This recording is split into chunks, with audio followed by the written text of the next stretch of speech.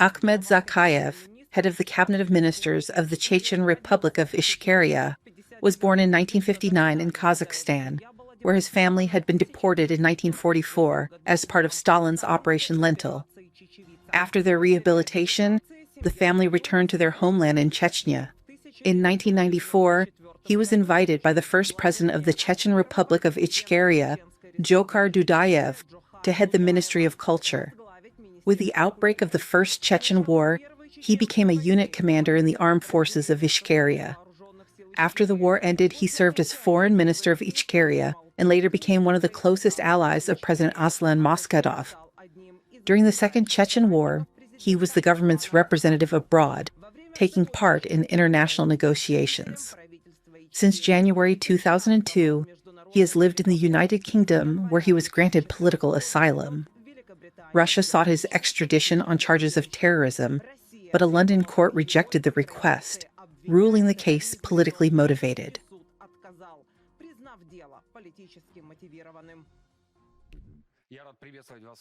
I'm glad to welcome you to Kiev. Thank you for joining our program. I'd like to begin our conversation with Ichkeria. In July 1991, your republic declared independence. Let's recall those days and that time. What was the situation back then, and how did you and your people manage, even if for a while, to break away from this empire? The dates are a little different. It was autumn.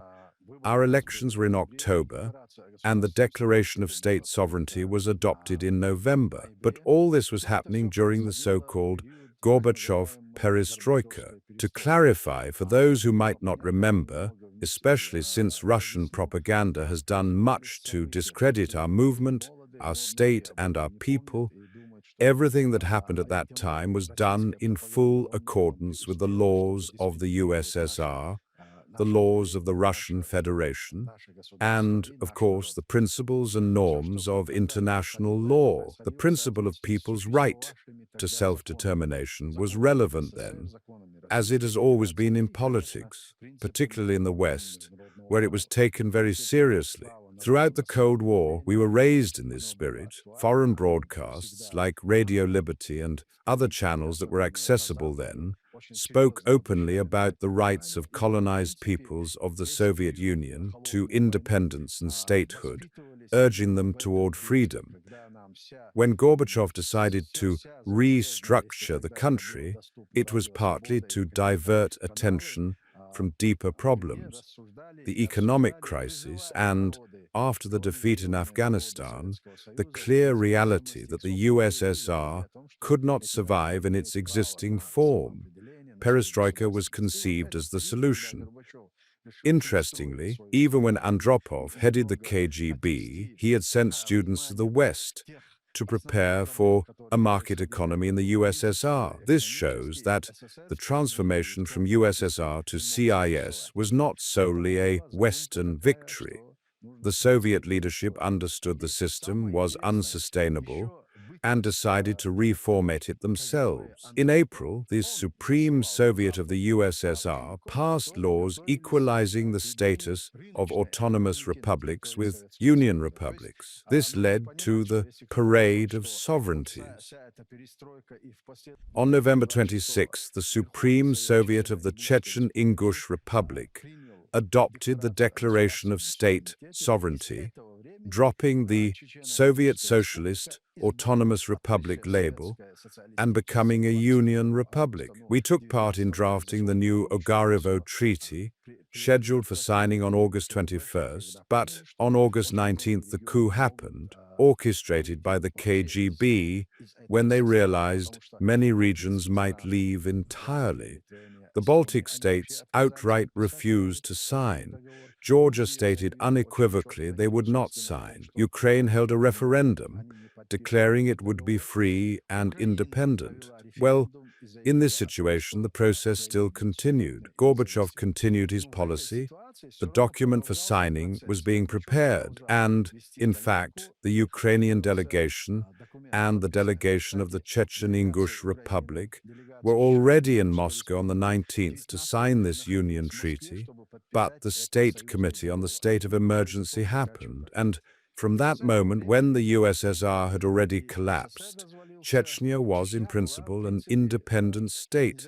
Ingushetia separated from Chechnya, declaring that they wanted to create their own autonomous republic within the Russian Federation. And we, at that time, President Jokhar Dudayev and our government, treated this with understanding, and the separation happened in an absolutely peaceful way. Just like Czechoslovakia, Checheno-Ingushetia also divided. Only Ingushetia joined the Russian Federation, and we remained independent. And for all these 3 years, there was constant anti-Chechen propaganda. We spoke about the fact that already in 2014, when Russia began its provocation here in Ukraine, the seizure of Crimea, and the subsequent war in eastern Ukraine, all of this had been laid out back in that period. As far back as 1995, Jokhar Dudayev warned the world. And today it is not only Ukraine that suffers aggression, and Russia is a threat not only to Ukraine but to the entire civilized world. Back then, in 1995, Jokhar warned that if Russia were not stopped there in Chechnya, it would go on representing a threat, and that the whole world would eventually have to face this evil.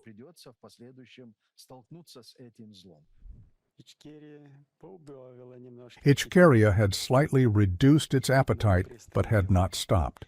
In Crimea, there would still be bloodshed. Ukraine would still clash with Russia, irreconcilably. As long as Russism exists, it will never abandon its ambitions.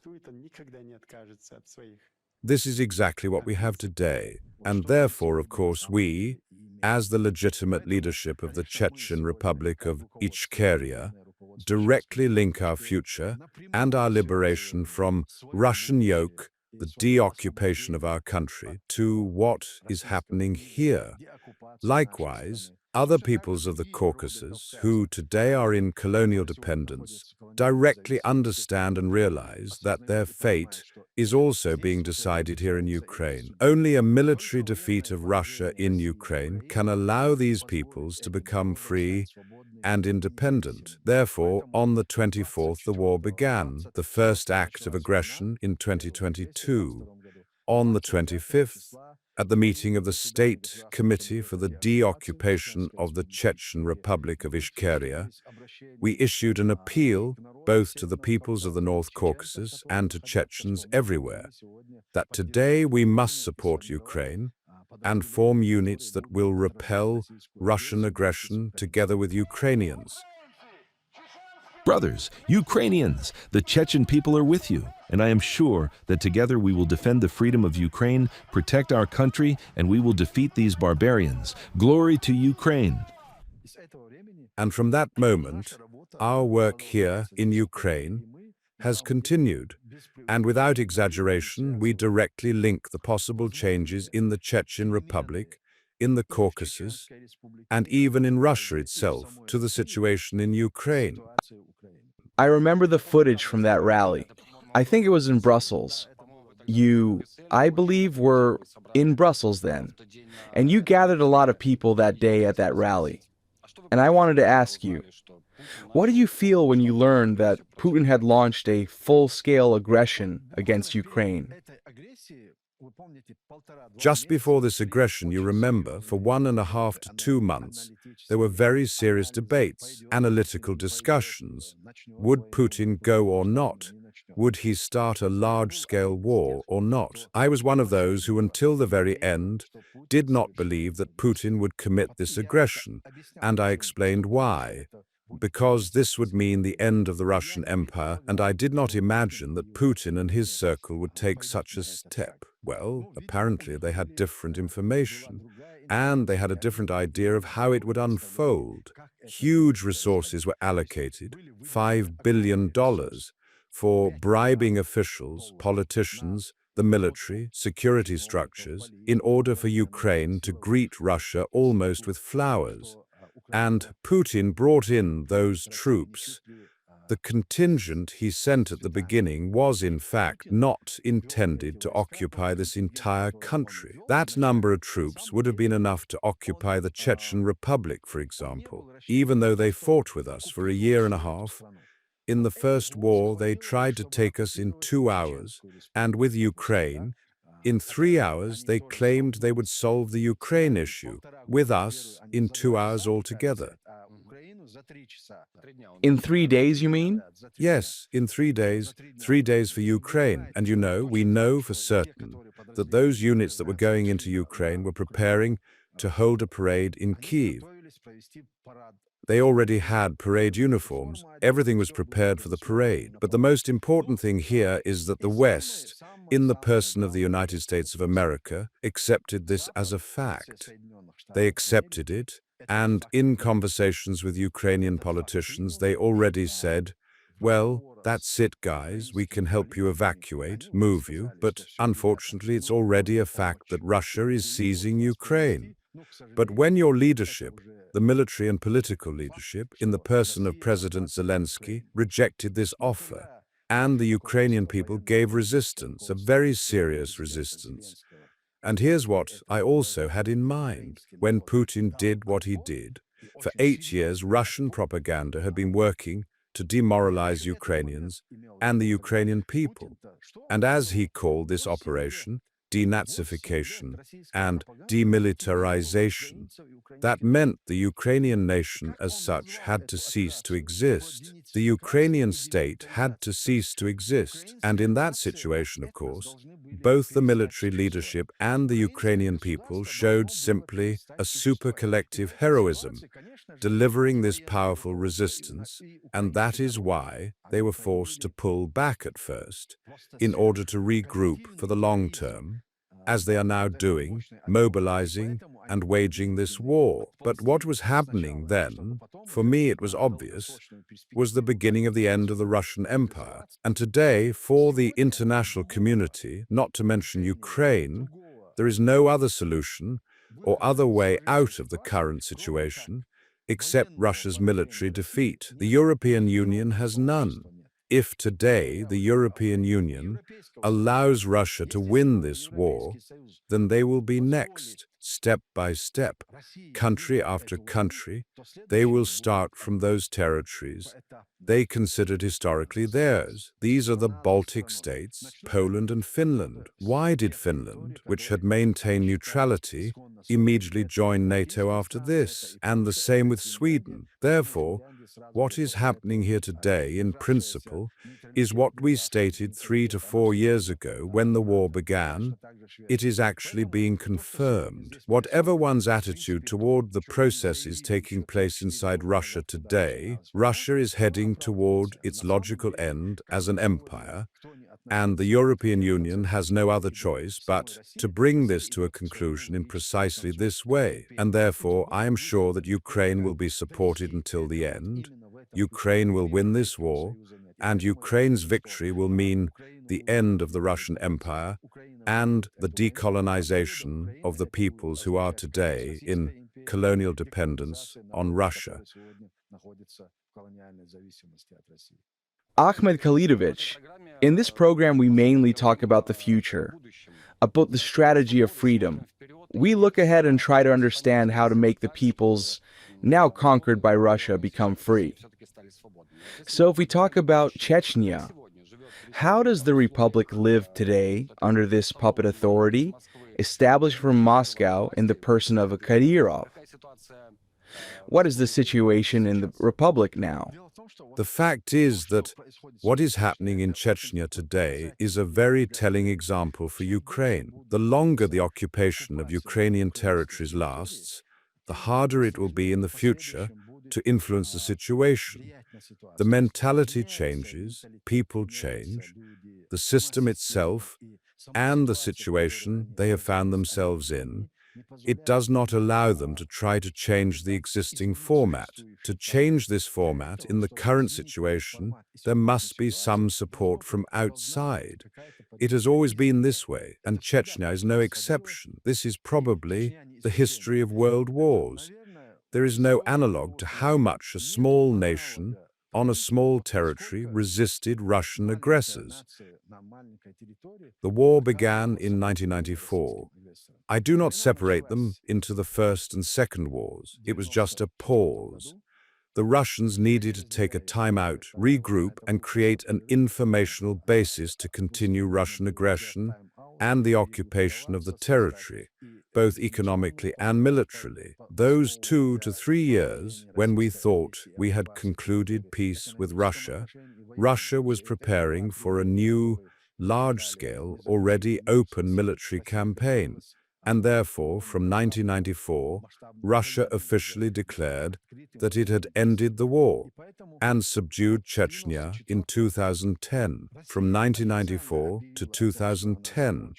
But the last unit of Chechen resistance fighters was eliminated, killed, in 2021. Just imagine, throughout this whole period, 300,000 civilians died as a result of this war, including 42,000 children.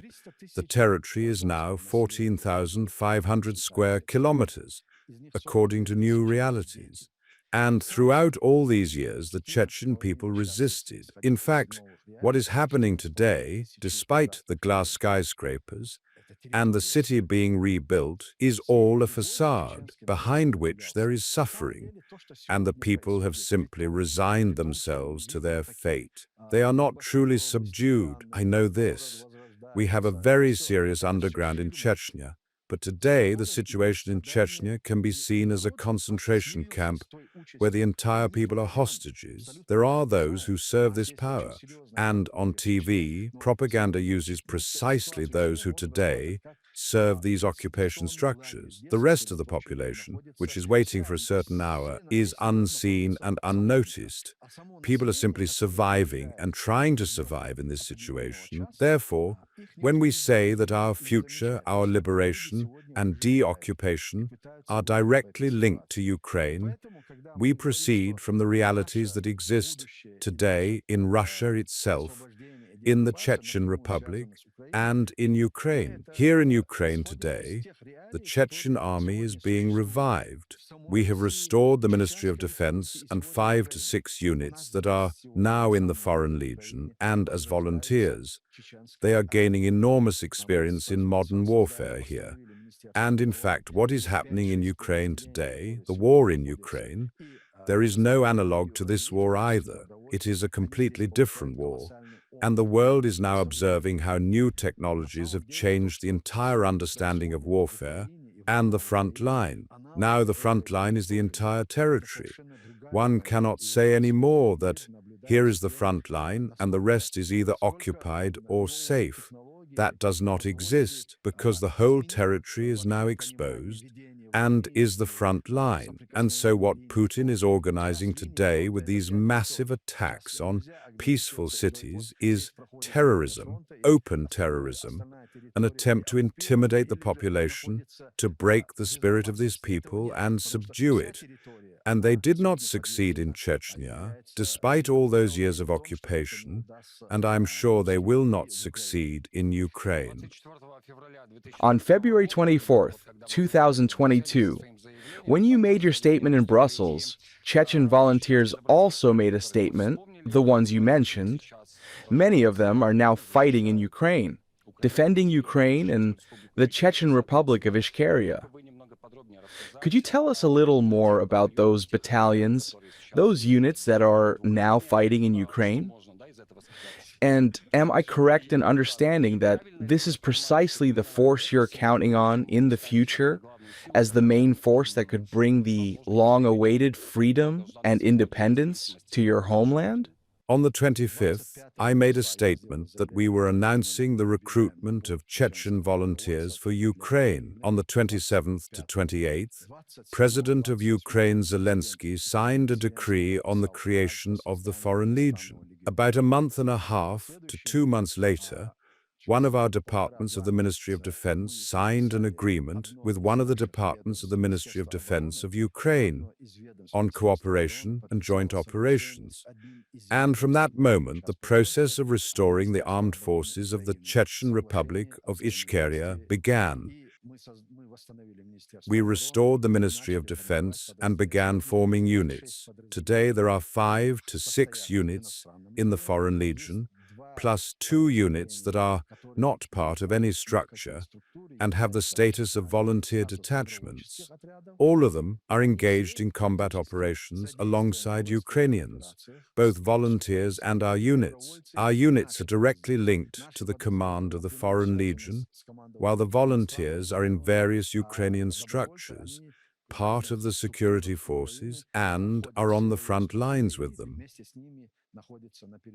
And the most important point, yes, absolutely, what I said earlier. We are reviving the Chechen army, and it is being revived in Ukraine. This is precisely the core we are counting on when the time comes for us to act in our homeland. This is the core we will use. You know that during World War I, the Polish Legion was created, an international Polish Legion, and this legion played the key role in liberating Poland and creating a sovereign independent state. The same way today, these fighters here are the core, the force around which the Chechen people will unite to change the existing system of power. I'm absolutely sure of this, and this is the goal we are working toward, both here and in the Chechen Republic. What will happen to Kadyrov's government after Chechnya becomes independent? Those guilty of the Chechen tragedy will be held accountable, of course, but mostly, as I said, all those structures that were forced to remain in the Republic will be amnestied. Our main task is to prevent civil war, and there will be none, although today's so-called good Russians keep threatening and convincing the West that as soon as Russia leaves the Caucasus, interethnic wars, tragedy and chaos will begin. Nothing of the sort. We see today, and this is notable, I think the Caucasus, Azerbaijan, Armenia, Georgia. Yes, in Georgia processes are still underway. Putin is clinging to Georgia.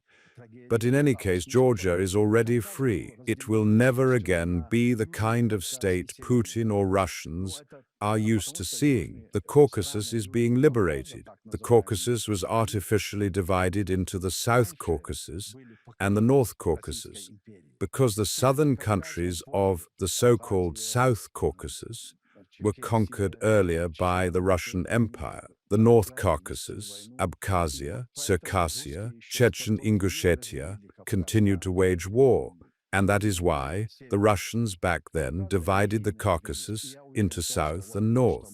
The Caucasus is a single organism, and I am sure that, by the way, the Second Congress of the Confederation of the Peoples of the Caucasus was held in Kyiv in 2023. On the basis of that conference, we created a committee for the restoration of Caucasian states. This happened in Europe, in Brussels, in the European Parliament, and this committee exists. I am sure that in the future, when these peoples and other republics become sovereign and independent, just like the Chechen Republic, we can create, by analogy with the European Union, a confederative Caucasian Union.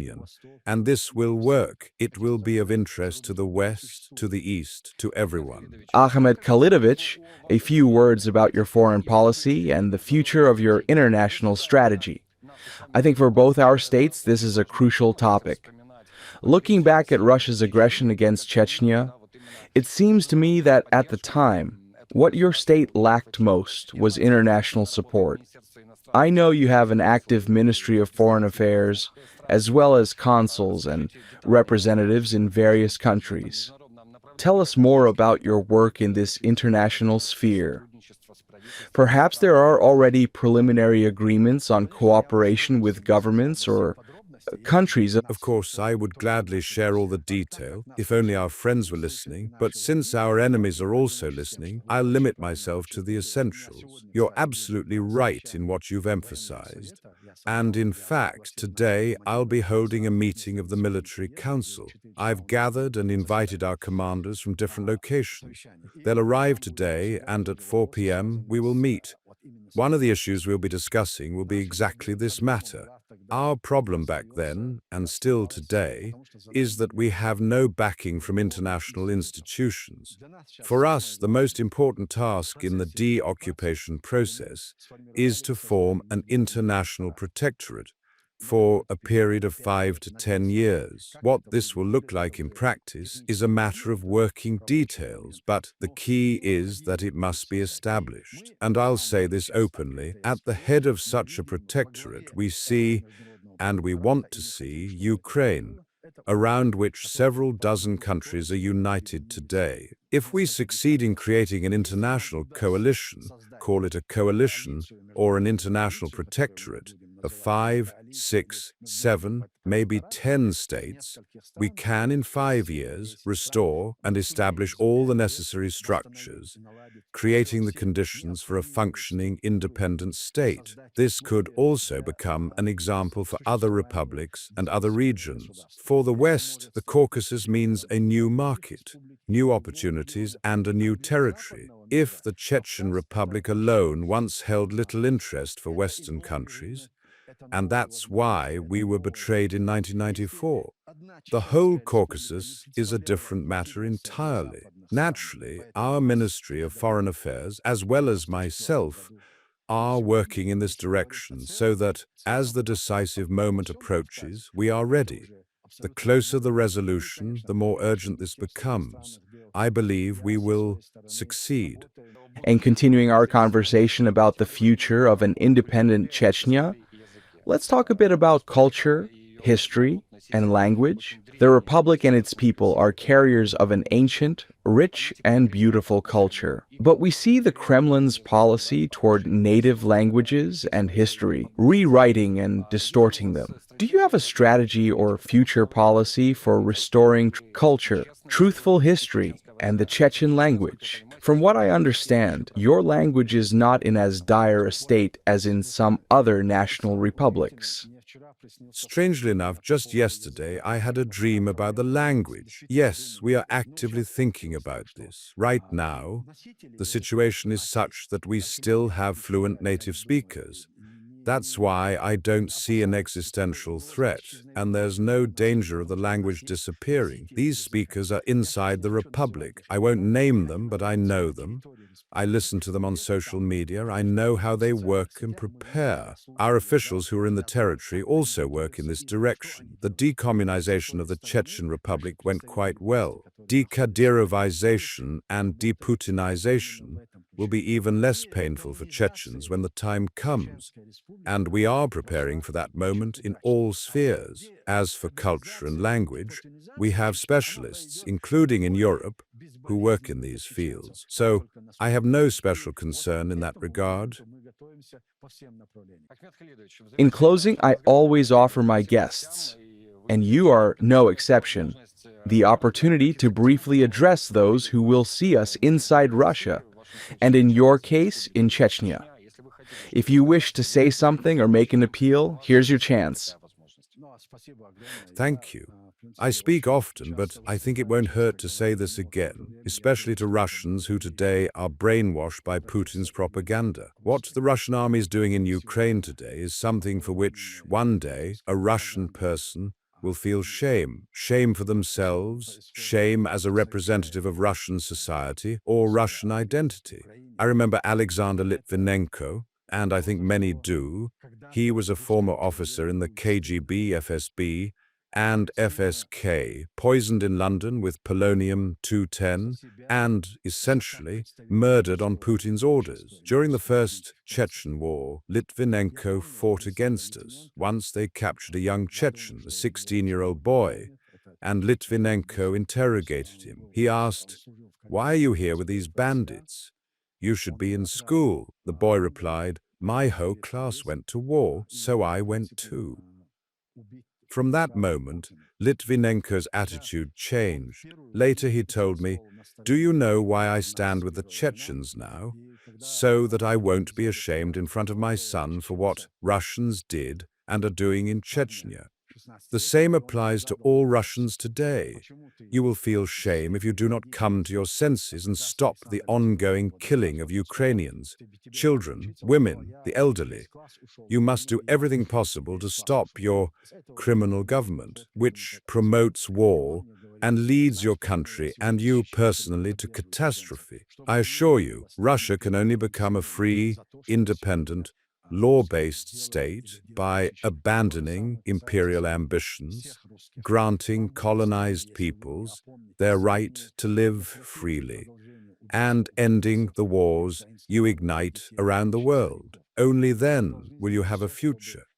Only then will your children be safe. I am confident the Ukrainian people will withstand this onslaught. They will defend their freedom and independence. Today, truth is on their side, law is on their side, and God is on their side. Together, we will defend the freedom and independence of Ukraine, and we will deoccupy our own country. Колонизированным народом и прекращайте войны, которые вы сегодня развязываете по всему.